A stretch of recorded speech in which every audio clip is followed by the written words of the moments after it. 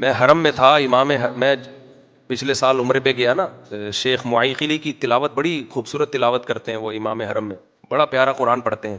تو اللہ کی قدرت کہ میں جب پہنچا نا تو عشاء کی نماز کا وقت تھا، میں احرام میں تھا تو ڈائریکٹ نماز کھڑی تھی، طواف کا بھی موقع نہیں ملا.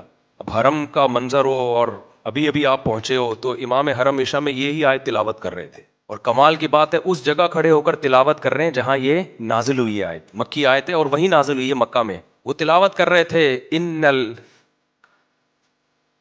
جو میری کیفیت تھی وہ میں ہی جانتا ہوں. ان الانسان خلق ہلوعا، کیسا پیارا کلام ہے. اللہ کہتے ہیں ہم نے انسان کو جو بنایا ہے نا یہ بڑا جلباز ہے، یہ کہیں بھی اعتدال پہ قائم نہیں رہتا.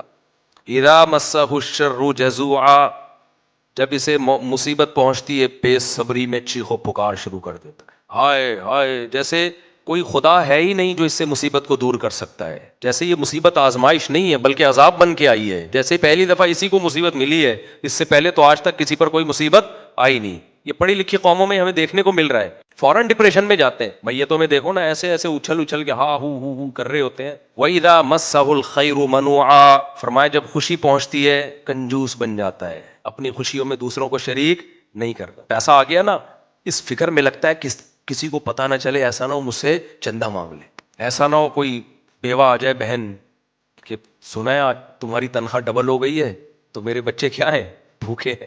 جب شیخ معیقلی پڑھ رہے تھے نا، یہاں تک تو نارمل ہے، یہ تو اللہ نے جگہ جگہ قرآن میں کہا ہے. آگے جب انہوں نے یہ آیت پڑھی الا المصلین، یہ اللہ جو ہے نا ایک تلوار ہے. اللہ کہتے ہیں سارے انسان ایسے نہیں ہوتے، اللہ ہاں کچھ لوگ ایسے ہیں جو نہ خوشی میں اترانے لگتے ہیں اور نہ غم کو اپنے اوپر مسلط کرتے ہیں. یہ وہ کون لوگ ہیں؟ الا المصلین، جو اللہ کو یاد رکھتے ہیں. اور یاد رکھنے کی سب سے بڑی علامت کیا ہے؟ نمازوں کو قائم کرتے ہیں.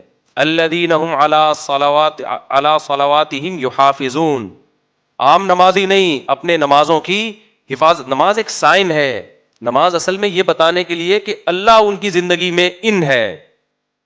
جن کی زندگیوں میں خدا ہے نا، گاڈ ہے جن کی زندگیوں میں، وہ نہ خوشی میں اعتدال سے باہر نکلتے ہیں اور نہ غم میں وہ بے صبری کا مظاہرہ. کیونکہ ان کو پتا ہے خوشیاں بھی کس کے ہاتھ میں ہے؟ اللہ کے. غم بھی کس کے ہاتھ میں ہے؟ اللہ کے ہاتھ میں. تو جب سب کچھ اس کے ہاتھ میں ہے تو بھائی کبھی خوشی دے کے آزمائے گا، کبھی غم دے کے آزمائے گا. تو آپے سے باہر ہونے کی ضرورت نہیں ہے.